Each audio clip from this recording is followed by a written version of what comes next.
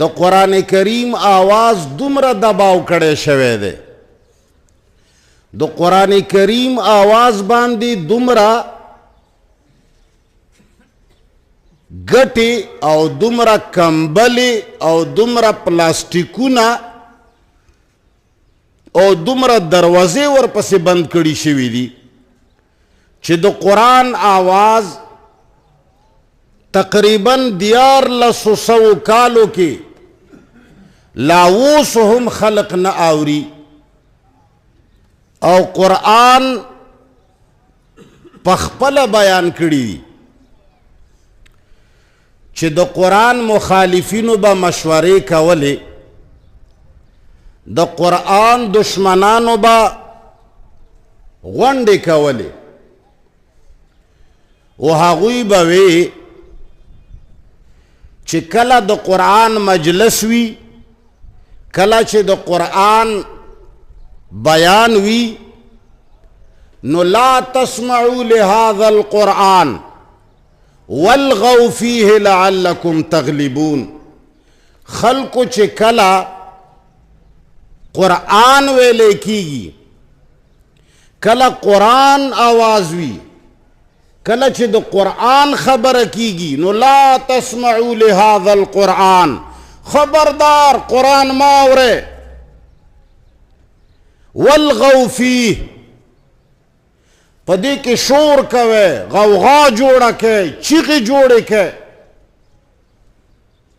لعلکم تغلبون کیدای شي چې دې شور او غوغا سره تاسو غالب شئ او قرآن مغلوب کوي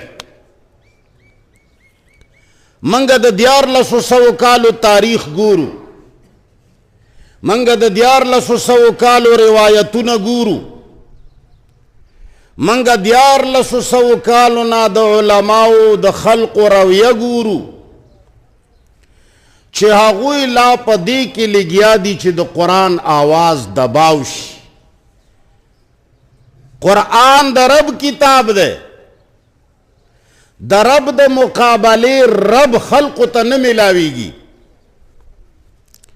مسلمانه دا خبره په کلاو غوږونو واوره زړه ته کوزي کا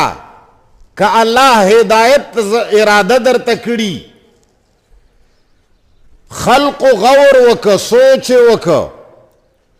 چې قرآن داسې کتاب دی چې د عربو غلامانو نه بادشاهان جوړ کړل یهودو نصاراو غور وکه چې زمونږ غلامانو نه موږ ته اقاګان جوړ کړل هغه خلق چې ټوله ورځ به زمونږ په مخ کې یسر نه علاوه بله خبره نه وه زده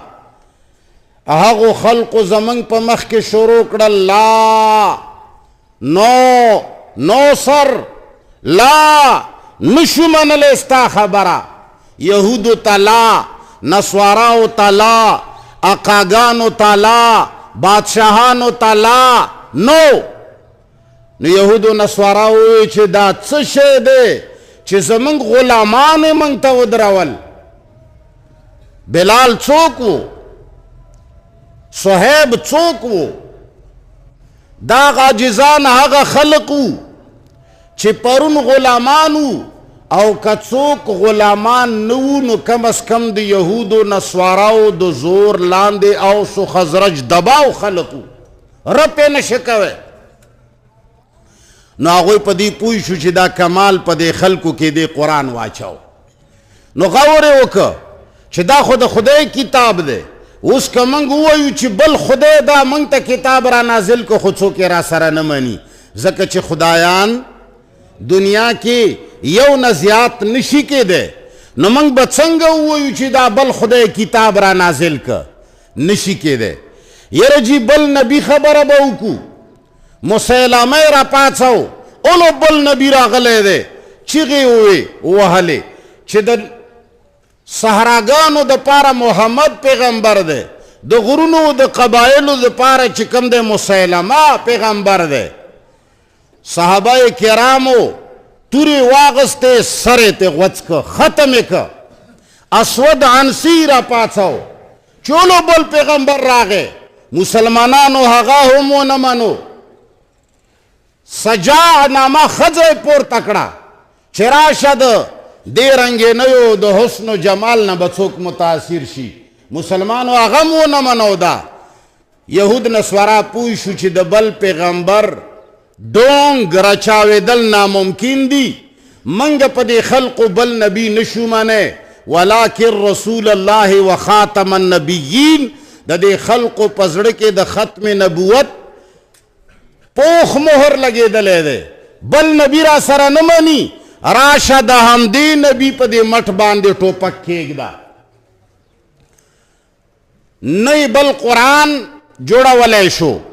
نه بل نبی په چا منودلی شو. بالآخر وی چې راشه محمد رسول الله سره د امت ډېره مینه ده، همده پسې دروغ وتاړه، ووایه چې رسول الله دا فرمایلی دي، رسول الله دا فرمایلی دي، رسول الله دا فرمایلی دي. او هغې خبرې کې زمونږ دشمنان کامیاب شوه. ولې ته چې کله یو یتیم سره دوکه کول غواړې او د هغه په سر لاس تېروه، لس ورته ښې خبرې کوه، یوه خبره ورته غلطه کوه، ورته ووایه چې ستا پلار ماته داسې ویلي و، ستا پلار ماته داسې ویلي و، نو ماشوم یتیم د پلار د خبرې نه تېرېږي؟ هغه به وایي چې زما پلار چې فرمایلی دي بالکل داسې وکړه، ستا پلار ماته داسې ویلي و چې داسې وکړه، ستا پلار ماته داسې ویلي و چې داسې وکړه. بس دې یتیم باندې چې څه کوې دی د پلار په نامه مني. محمد رسول الله سره د امت د پلار نه هم ډېره مینه ده. محمد رسول الله سره زمونږه د تمامو مخلوقاتو نه ډېره مینه ده. نو موږ له وروره په هر زهرو باندې د ګوړې او د چینې ملهم ولګو، هرو زهرو باندې بره ولیکل قال رسول الله، قال رسول الله، دا رسول الله فرمایلی دي. مسلمان ووي چې رسول الله فرمایلی دي، هغې کې به سوچ نه کوو، منو به چې رسول الله فرمایلی دي، هغې کې څنګه خبره وکړو. بیا یې د رسول الله د خبرې منلو دپاره محدثینو ته دومره مقام ورکړ، محدثین یې دومره پورته کړل، محدثین یې دومره اوچت کړل، علماو ته یې دومره فضیلتونه ولیکل چې د خلقو په ذهن کې دا کېنوله چې علما او محدثین ډېر لوی خلق دی، دا لوی خلق دی، دا دروغ نه وایي. او که دوی پسې د خبره وکړه نو خوله به دې کږه شي. علماو ازار چې څوک والی دی بیا هغه سم شوی نه دی. یره چې د محدثینو ازار چې چا پسې شوی دی خلق رام کړل، دې ته رام کرنا وایي.